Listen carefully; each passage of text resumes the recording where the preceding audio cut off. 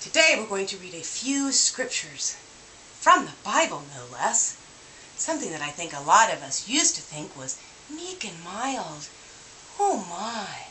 But let's hear what it really has to say, guys, when we dig in there with our forks. Okay, we're going to start with, and I listed the scriptures up here for anybody that wanted to look them up. I don't think it probably you can see it, so I'm going to read them. Hebrews 4:12, Ephesians 6:12, and Matthew 10:34. As you can see, I have props and visuals to help us to understand what the Logos of God is trying to convey to us today. So beginning with Hebrews 4:12, it says here, "For the Word of God is living," the Word of God, meaning the logical discourse of God.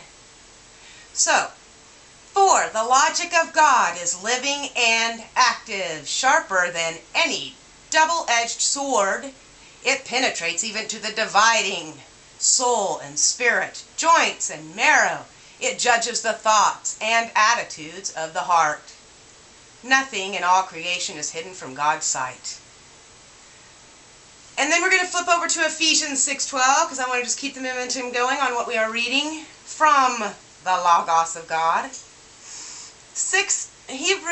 Ephesians 6:12 reads, "For our struggle," which would be ours, yours, and mine, if we are indeed followers of this God of logic. "For this, our struggle is not against flesh and blood."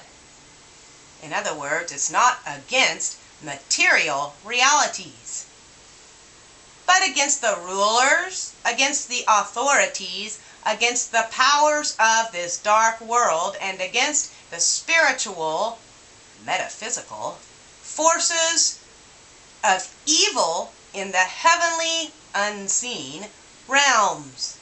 Therefore put on the full armor of God, so that when the day of evil comes, you may be able to stand your ground, and after you have done everything to stand, stand firm, therefore.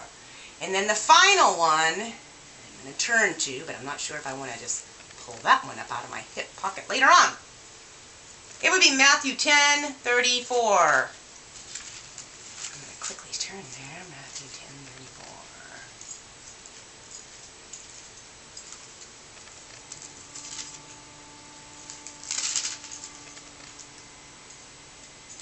So I guess the main thing that I was wanting to say is that, I brought out a lovely knife collection of a friend of mine, and I just wanted to share it with you. I have to show you. There are more.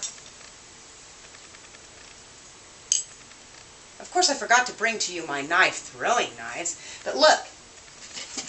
That one looks a little intimidating. Your classic switchblade. Ooh, I bet you some of you knife fans are liking that one. Makes you feel powerful. I'm going to put that right there. And then we've got our, probably a hunting knife. And the lesser of two evils. But isn't that nice? Very nice. In fact, I'm thinking this one you might be able to do knife throwing with.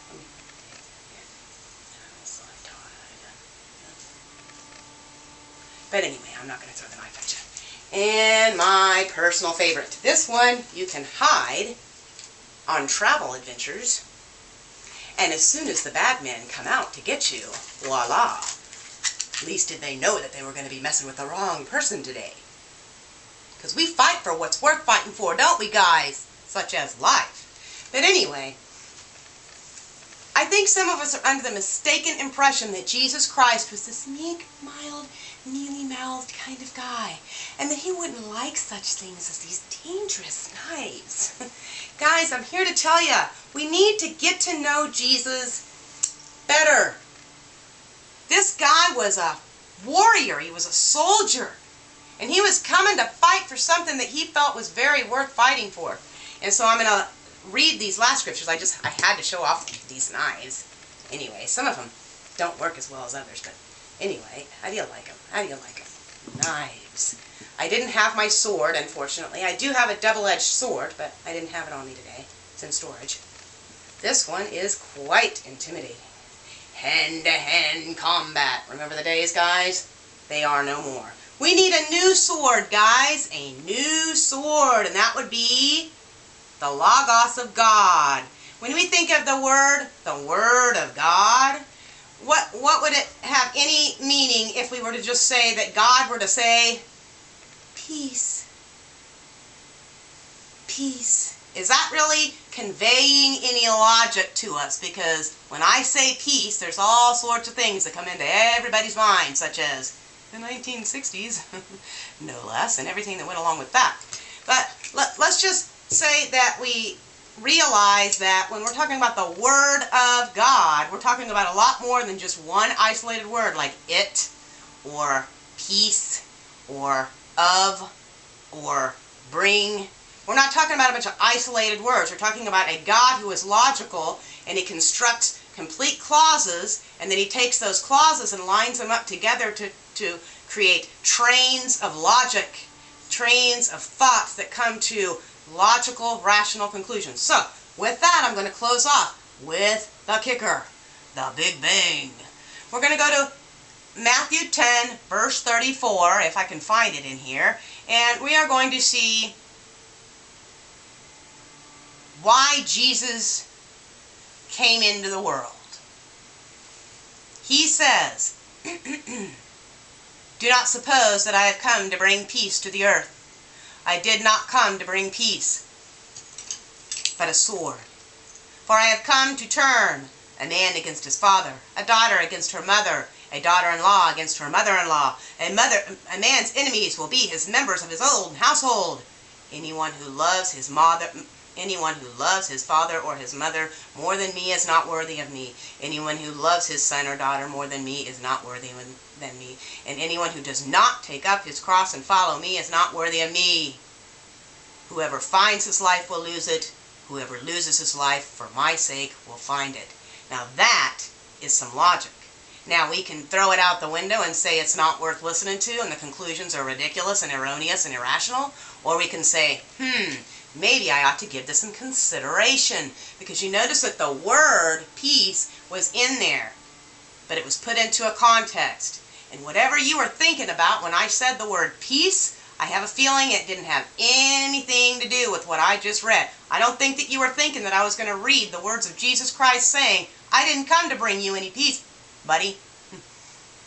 I came to bring the sword.